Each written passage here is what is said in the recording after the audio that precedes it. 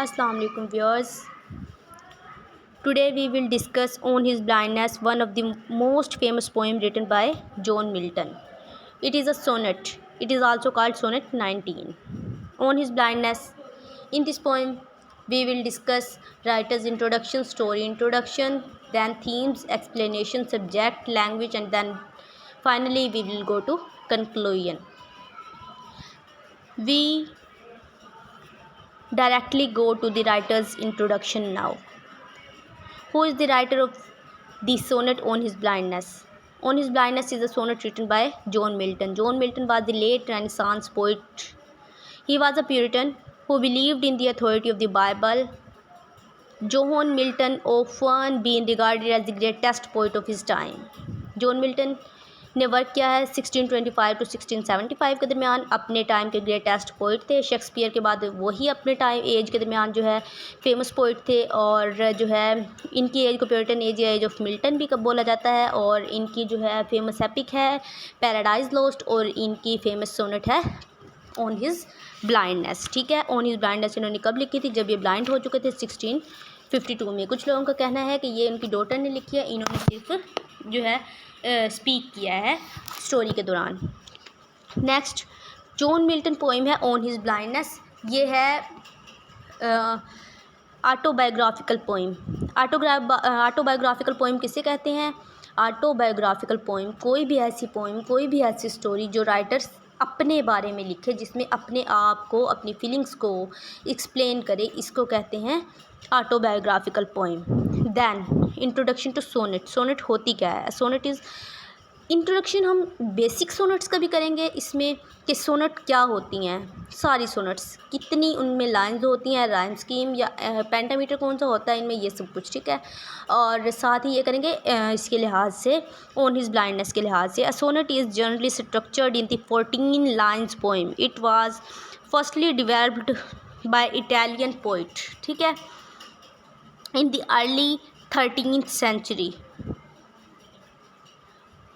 ठीक है, और जो है ये पेट्रार्चर भी हो सकती हैं सोनेट और शेक्सपियरियन भी हो सकती हैं. लेकिन हमारे जो है सिलेबस में इसमें ये ऑन हिज ब्लाइंडनेस ये पेट्रार्कन सोनेट है. ठीक है, और ये एम्बिक पेंटामीटर है इसमें. और इसकी राइमिंग स्कीम है ए बी बी ए और सी डी ई.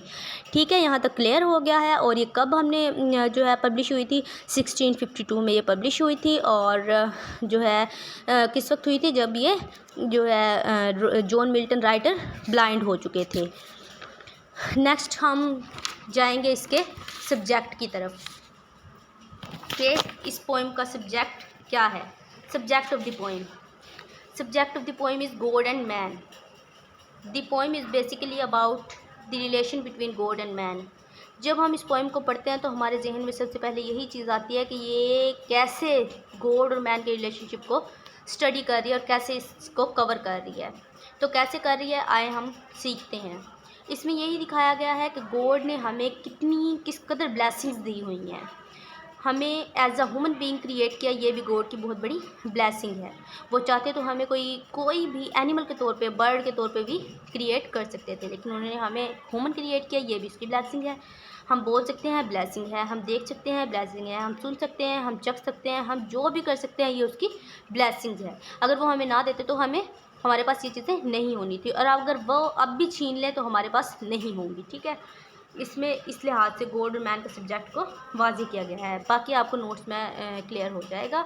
और इसके बाद हम डिस्कस करेंगे थीम्स को.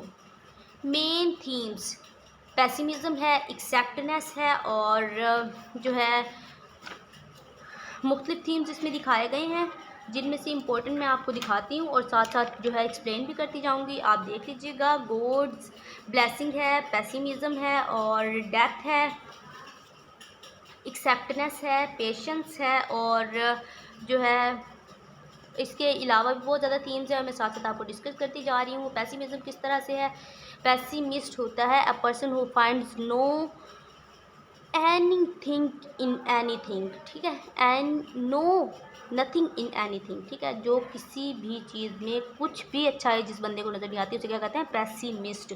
जो बिल्कुल मायूस हो चुका होता है. He is disappointed, he can not serve God, he can not protect even himself from danger. ठीक है, इस वजह से ये पेसिमिस्ट है क्योंकि ये जो है अब हेल्पलेस हो चुका है। इसका जो टैलेंट है वो साइट से रिलेटेड है क्योंकि बंदा वही लिखेगा जो देख सकता होगा। इसकी जब साइट ही चली गई है तो ये बिल्कुल हेल्पलेस हो चुका है, पेसिमिस्ट हो चुका है क्योंकि अब तो ये अपने आप को भी किसी डेंजर से प्रोटेक्ट नहीं कर सकता। ठीक है, नेक्स्ट डेथ। डेथ किस तरह से है? Death is in this sense that after losing his site, his eyesight, he cannot even more ever and even cannot see word and as it is, कि ना तो ये देख सकेगा किसी चीज़ को, और जो टैलेंट है उसका वही उसकी ज़िंदगी है, उसी को वो ज़िंदगी में इंजॉय करता है। ना वो अपने टैलेंट को यूज़ कर सकेगा और ना ही वो देख सकेगा। इस सूरत में पेशेंस की सूरत में है कि उसे पहले तो उसने गिला किया था अल्लाह ताला से कि मेरी आंखें क्यों छीन ली गई हैं, लेकिन उसके बाद उसे सब्र आ गया है और अब वो अल्लाह ताला से गिला भी नहीं कर रहा कि मेरी आंखें क्यों छीन ली गई हैं। ठीक है, नेक्स्ट है इसमें एक्सेप्टनेस है कि वो फिर इस चीज़ को एक्सेप्ट कर लेता है कि अल्लाह ताला की दी हुई नेमत थी, वो हमसे जब चाहे वापस ले ले। ये इसने एक्सेप्ट कर लिया है। और उसके बाद ड्यूटीज़ टू गॉड हमारी इसमें दिखाई गई हैं कि जो हमारी ड्यूटीज़ टुवर्ड्स गॉड कौन कौन सी हैं। जैसे कि राइटर ने भी बोला है कि मैं अल्लाह ताला के यहाँ अपनी ड्यूटी पूरी नहीं कर पाऊँगा तो हमें भी चाहिए, हालांकि वो उसकी आई साइट चली गई है फिर भी उसे इतनी फिक्र है अपनी ड्यूटीज़ की, तो हमें भी चाहिए कि हम अपनी ड्यूटी पूरी करें। गॉड्स ब्लेसिंग्स बताई हुई हैं कि गॉड्स ने हमें बहुत ज़्यादा ब्लेसिंग दी हुई हैं और उन्हें हमें शुक्रगुजारी करनी चाहिए, उनको फुल यूज़ में लाना चाहिए क्योंकि जब भी वो अल्लाह ताला चाहे हमसे छीन सकता है और फिर हमारे पास हम बहुत बड़ी नेमतों से महरूम हो जाएंगे। टैलेंट एंड देयर यूजेस भी यही है कि हमें टैलेंट दिया गया तो हमें उसे यूज़ भी करना चाहिए और मिस यूज़ उसका नहीं करना चाहिए। गॉड मास्टर प्लान इसमें ये जाहिर किया गया है कि गॉड ही मास्टर प्लान है। इंसान जो मर्ज़ी कर ले, इंसान कभी भी उसके प्लान्स को नहीं जान सकता।